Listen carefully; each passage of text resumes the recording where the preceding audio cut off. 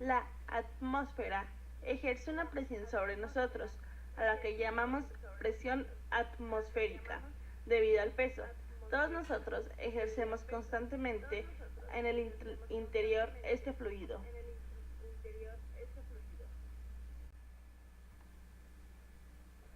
Los fluidos ejercen su presión en todas direcciones, o sea que las de abajo hacia arriba también ejercen una presión igual.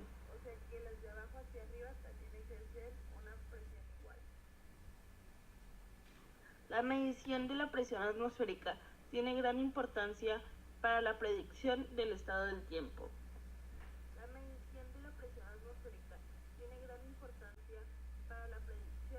Uno de los temas aprendidos en este semestre fue la presión atmosférica. La presión atmosférica hace posible el funcionamiento de muchos aparatos en la industria y en la vida doméstica. Un ejemplo puede ser el simple popote con el que tomamos líquidos. Cuando tomamos por el popote, logramos que la presión en el interior del popote disminuya. Como en el recipiente la presión atmosférica está actuando sobre el líquido, este empuja al interior del popote y por ello podemos tomar agua.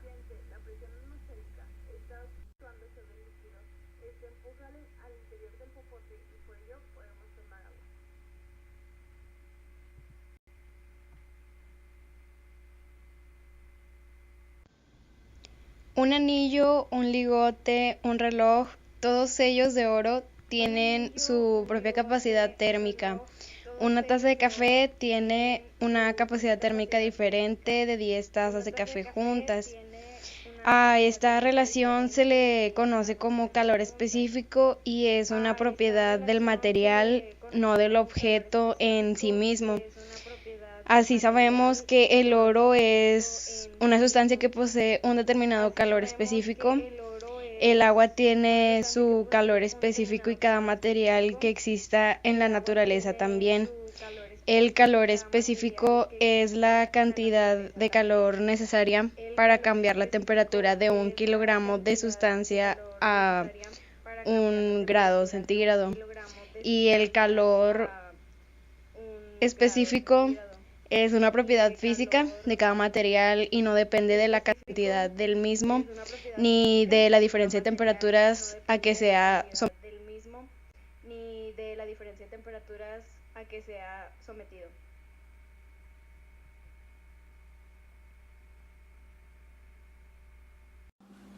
Los electrones y protones poseen una propiedad llamada carga eléctrica. Los neutrones son eléctricamente neutros porque carecen de carga eléctrica.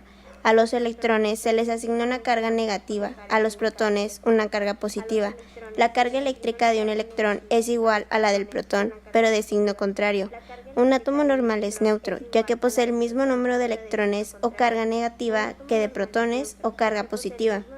Benjamin Franklin pensó que todos los cuerpos poseían un fluido eléctrico, de tal forma que cuando dos cuerpos se frotaban entre sí, uno acumulaba el exceso de fluido y se cargaba positivamente, en tanto que el otro perdía fluido y se cargaba negativamente. En la actualidad se sabe que lo que las sustancias transfieren son electrones. Al frotar un cuerpo con otro, uno gana y el otro pierde electrones, de tal forma que la carga eléctrica que adquiere uno de ellos la pierde el otro. Esto nos conduce a lo que se conoce como principio fundamental de la conservación de la carga eléctrica, el cual establece que en un sistema aislado la cantidad de energía eléctrica se conserva, es decir, si un cuerpo pierde electrones, otro cuerpo los gana.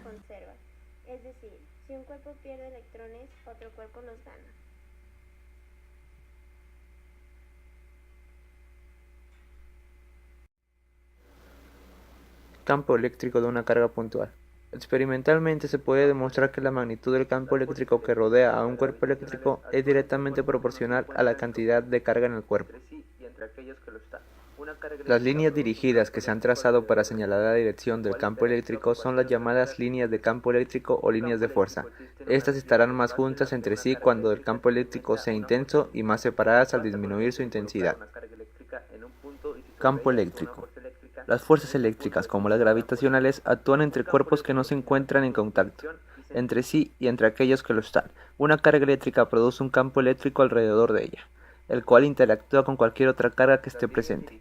Un campo eléctrico existe en una región del espacio en la que una carga eléctrica experimenta una fuerza eléctrica. Basta con el hecho de colocar una carga eléctrica en un punto y si sobre ella actúa una fuerza eléctrica, en ese punto existe un campo eléctrico. Un campo eléctrico tiene magnitud, dirección y sentido.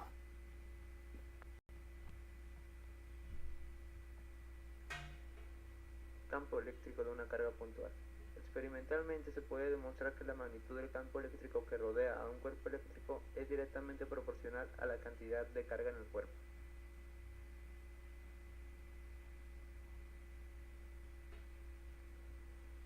Campo eléctrico de una carga puntual.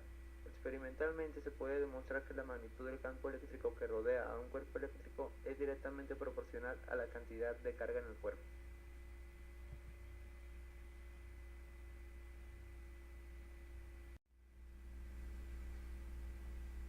Cuerpo resorte.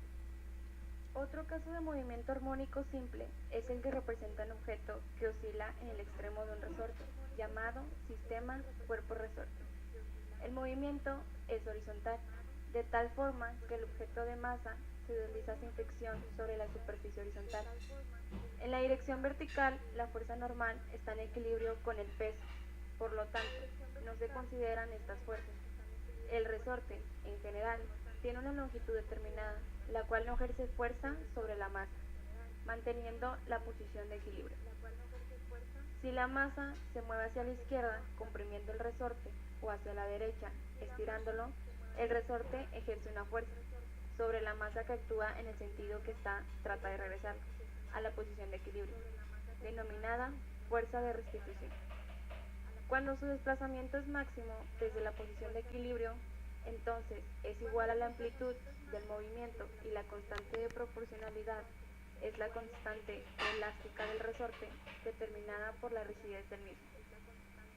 La ecuación, la magnitud de la fuerza de restitución es igual a menos la constante de proporcionalidad por desplazamiento, es decir, F es igual a menos K por X, es una relación que se conoce como la ley de Hooke. Fue descubierta por Robert Hooke. Se aplica en el comportamiento de resortes y otros cuerpos elásticos, siempre y cuando su deformación no sea muy grande.